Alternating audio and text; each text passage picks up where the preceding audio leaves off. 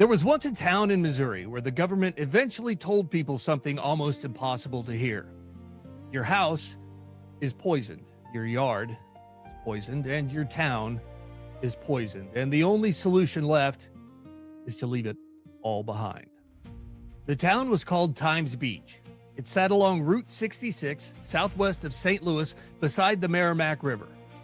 For years, it looked like countless small American towns, modest homes, kids riding bicycles, dusty roads, summer heat.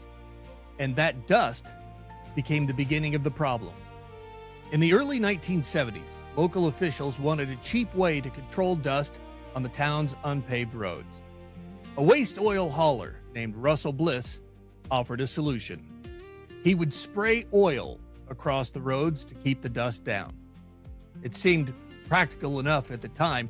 People even liked the smell because it reminded them of freshly paved roads. Children played on it, dogs rolled in it, cars tracked it into driveways and garages. What nobody understood fully at first was that the oil had been contaminated with dioxin, one of the most toxic chemical compounds known.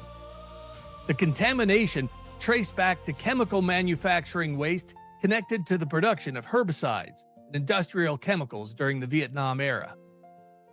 Animals began dying first. Horses became sick. Birds died suddenly.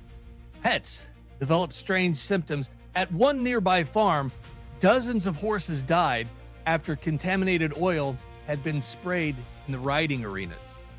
And still confusion reigned. Officials argued, agencies investigated, reports, they contradicted one another. Residents struggled to figure out who actually knew the truth. That uncertainty is one of the most frightening parts of this story, because ordinary people often assume someone somewhere fully understands the danger. But large systems rarely work that cleanly. Different agencies held different information. Some experts urged caution while others downplayed the risks, and meanwhile, families kept living there. Children kept playing outside, and the contamination remained in the soil. Then came the flood. In December of 1982, the Merrimack River overflowed and spread contaminated sediment throughout the town. Homes filled with toxic mud. Suddenly, the crisis could no longer be ignored. Federal officials concluded that Times Beach had become too contaminated for long-term habitation. Imagine hearing that about your hometown. Not a war zone, not a disaster overseas, your hometown. The federal government eventually decided the only workable solution was to buy the entire town, house by house, street by street. Families packaged their belongings and left behind homes many would never recover financially from. Businesses closed and schools emptied, and over time, Times Beach simply ceased to exist as an incorporated town. An American community erased. Now, there are many villains available in this story: corporate negligence, improper disposal, regulatory confusion, political delay. All of them matters, but what lingers underneath is something larger.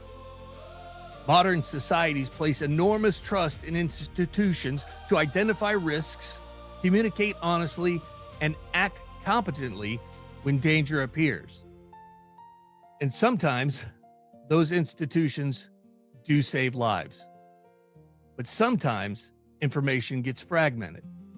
Incentives become political. Responsibility becomes diffuse, and ordinary people discover too late that nobody was fully in control after all. That may be the most unsettling lesson of Times Beach. Not merely that contamination occurred, but that uncertainty, bureaucracy, and delay allowed danger to linger while families continue living ordinary lives on poisoned ground. Today, the town is gone. Most Americans have never heard of it. But for the people who once lived there, Times Beach remains a reminder that systems designed to protect the public can fail slowly, confusingly, and all at once. And that's another story in freedom's long history.